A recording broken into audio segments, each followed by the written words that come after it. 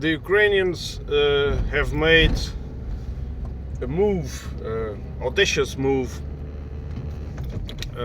on the frontline battle, and unexpectedly have crossed the border of Russia in the oblast of Kursk in a combined arms offensive, using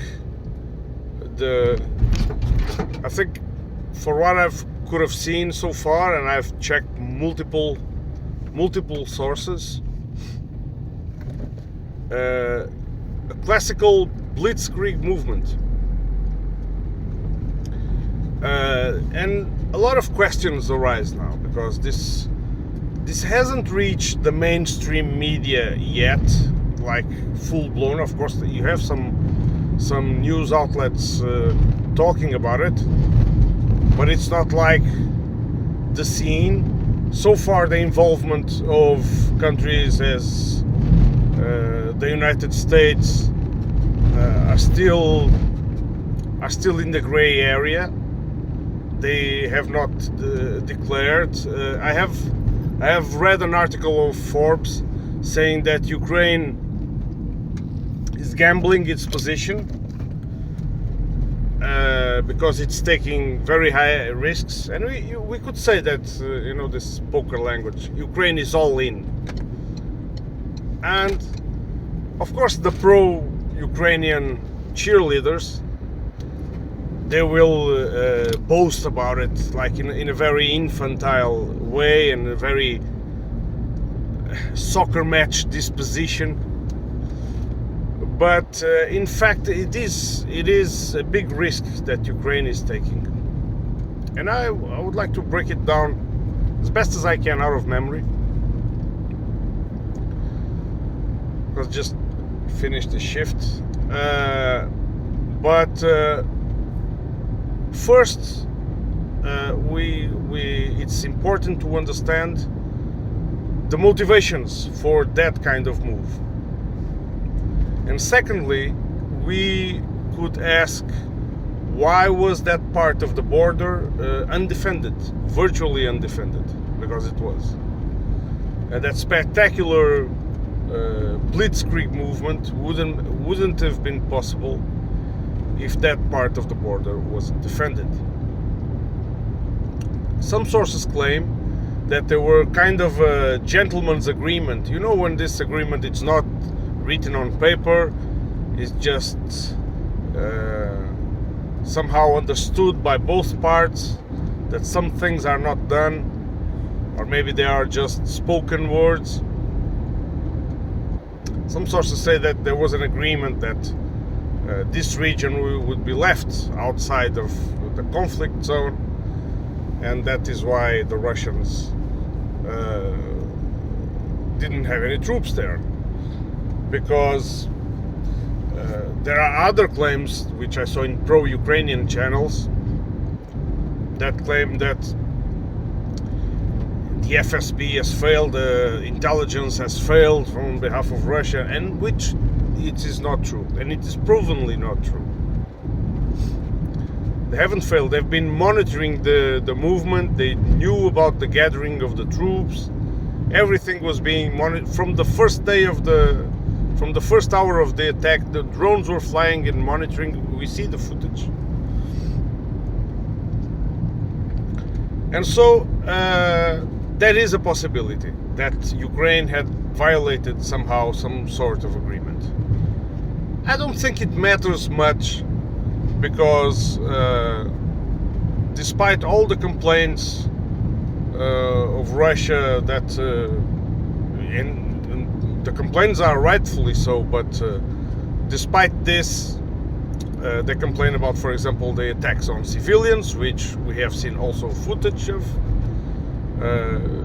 drones targeting civilian cars, killing whole families, attacking churches, purely terrorizing. This is not and they're using Western weapons for it. But of course, this is legitimate complaints. But the public opinion in the West will always will easily go with the story. Oh yeah, of course they get what they deserve because they have invaded Ukraine first, so now they get to taste of their own remedy. Some shit like this, right? There are also people that talk about political reasons.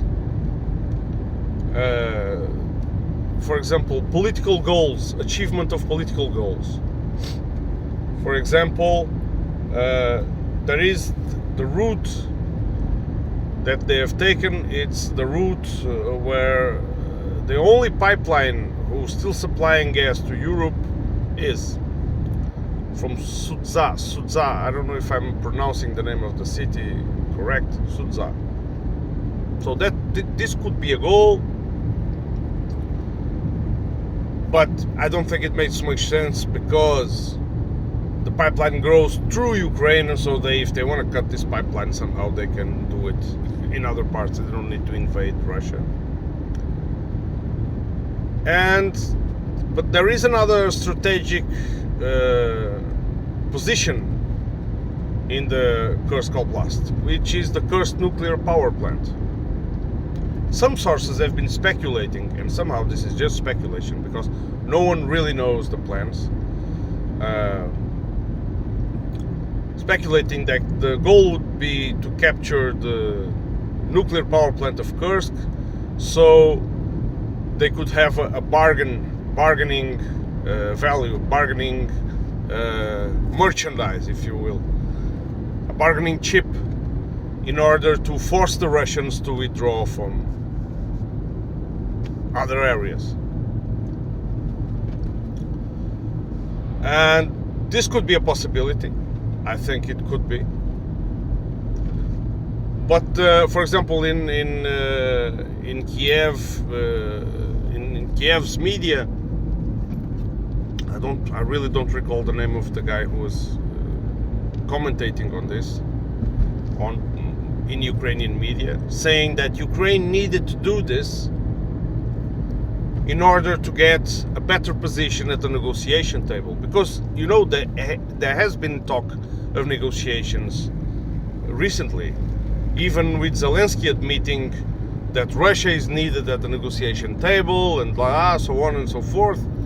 So all the talks in previous weeks indicated that this would not happen, because this kind of escalation will prevent negotiations. But somehow there is a claim that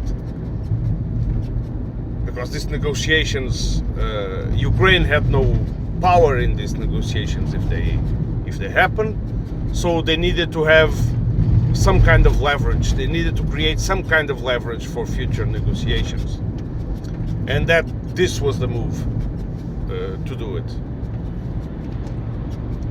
So, because if they can get a foothold, even if they don't conquer the nuclear power plant of Kursk, if they can create a foothold inside of the Russian territory, and if then they can make the Russians pay a price in order to retake it, or if they hold it long enough, then they could use this. They could use this place if they force the Russians to commit to take forces from other parts of the front line in order to defend the homeland. They could create the scenario where they would have better conditions at the negotiation table, and I think this version is plausible. I mean, despite all the conduct that they have been attacking civilians left and right, and these are war crimes, it doesn't matter what you say or think, or if you're in favor or pro or con or whatever, which country are you cheering for. But I think they went all in. But the problem with this is going all in is that if this fails utterly, which is in my not non-expert opinion, I'm just an amateur curious about military affairs, history, and so on. If this goes wrong and the Russians do a successful counterattack, it doesn't matter if it takes days or 1 or 2 weeks, but if they do successful counterattack and they destroy the Ukrainian forces,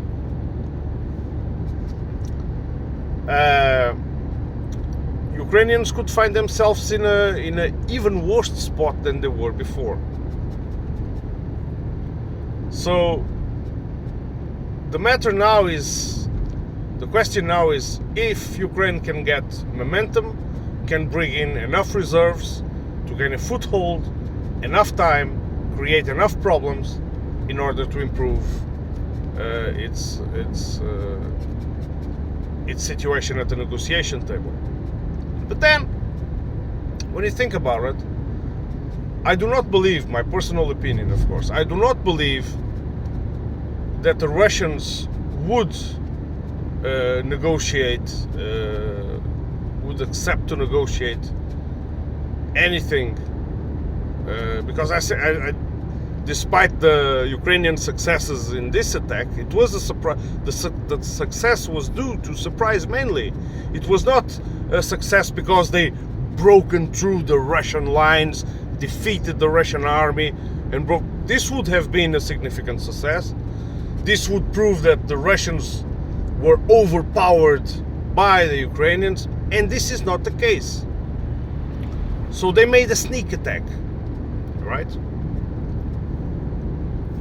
So the question remains that if they can bring in enough reserves, if they wish to do it, because we don't know if they wish to do it, because if they want to maintain territory there, they have to do it. They have to bring in enough reserves. But if they bring in enough reserves, they have to be very, very quick, because when the Russians counterattack, they won't have had any time to consolidate their positions. They have a thin line inside of Russian territory, which is very vulnerable to attacks. So, and if they want to maintain those positions, they will be costly to maintain. You know, it reminds me a little bit of, you know, this bridgehead that the Ukrainians maintained for a long time on the south bank of the Dnieper in the Zaporizhia area. Krimki. Remember this? And I always asked myself, what was the goal of that? Ukrainians have massacred their own troops on behalf of that foothold. I don't know for what purpose, but they kept on sending and entrenching men in that tiny strip of land on the banks of the,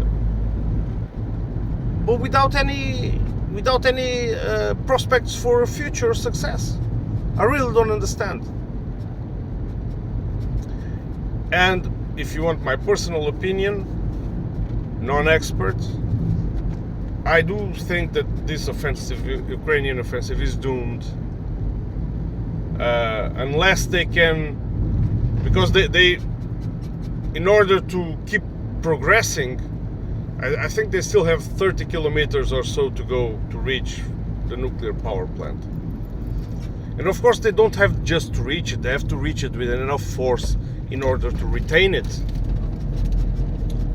And I don't know, they can surprise, because they have received a lot of equipment, and you see the footage, a lot of Ukrainian destroyed equipment, also Russian equipment, but not so. You've seen the images of Russian destroying tanks, old tanks. It means they had no real forces there. But a lot of Ukrainian equipment have been destroyed. We've seen the footage and the FPV drone attacks, the Lancet attacks. So, yeah, that also remains a question. If they're gonna go for the nuclear power plant, or if they're just gonna try to expand, capture a few more settlements,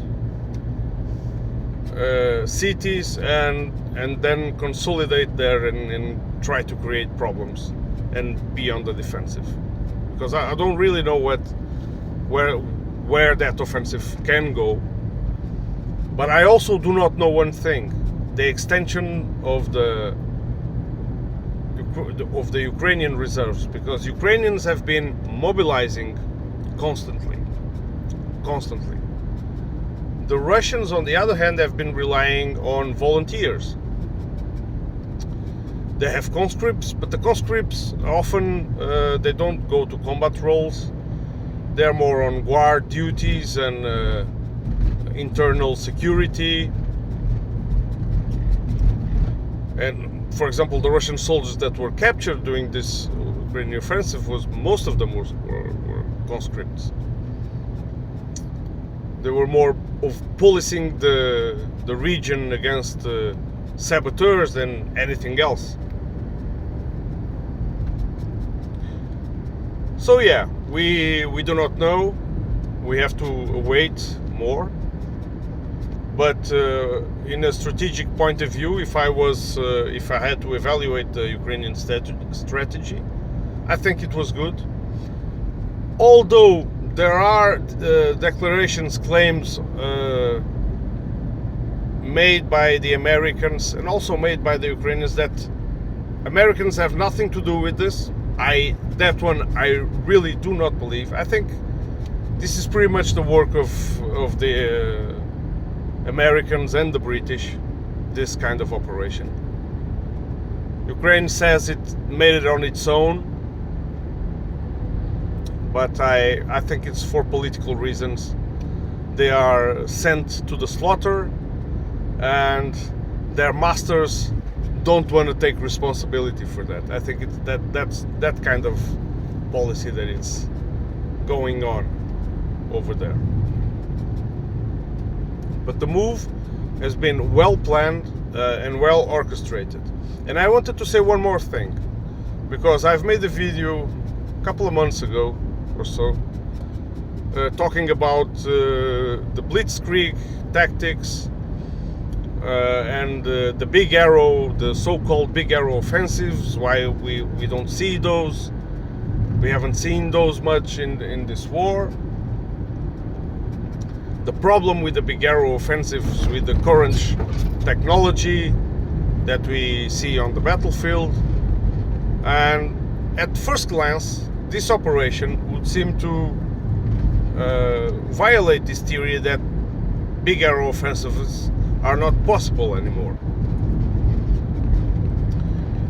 But indeed they were. It was not that big of an arrow, but we have to compare in its relative terms, okay? But it was possible only because it was surprise. It's the same way that in the early stages, in the early days of the Russian incursion, there was huge arrow offensives. But that was because it was a bit of a surprise, right? So troops just cross the border and they just go. And that's it. It's not like there are two armies on opposing sides and one army can pierce to the other, army's front line and then encircle a good group of it. For example, pincer movements, which envelop big number of troops, and nothing like that happened. So I still maintained, and also. One of the reasons their big arrow offensives are difficult is because of all the surveillance, and the surveillance was present. It puzzles me a little bit, even if it was this gentleman's agreement or whatever, some kind of agreement. It puzzles me why there were no troops there. It really puzzles me. Some pro-Russian channels claim that this also. I don't buy this version very much. I let you know that this can be some kind of trap. So the Ukrainians go all in, and then the end of it will be that they get checkmate, and so the result of it is just the loss of good fighting men that would be needed in parts of the front line that are crumbling. You can never forget that most of the Ukrainian front line, the hottest parts in the Donbass are crumbling. Pokrovsk is a good example of this. And so it's army against army, and the Russians are beating the Ukrainians. So if this fails, the Ukrainians have wasted, because in order to do this kind of operations, they cannot do it with people with basic training. They have to do with people competent.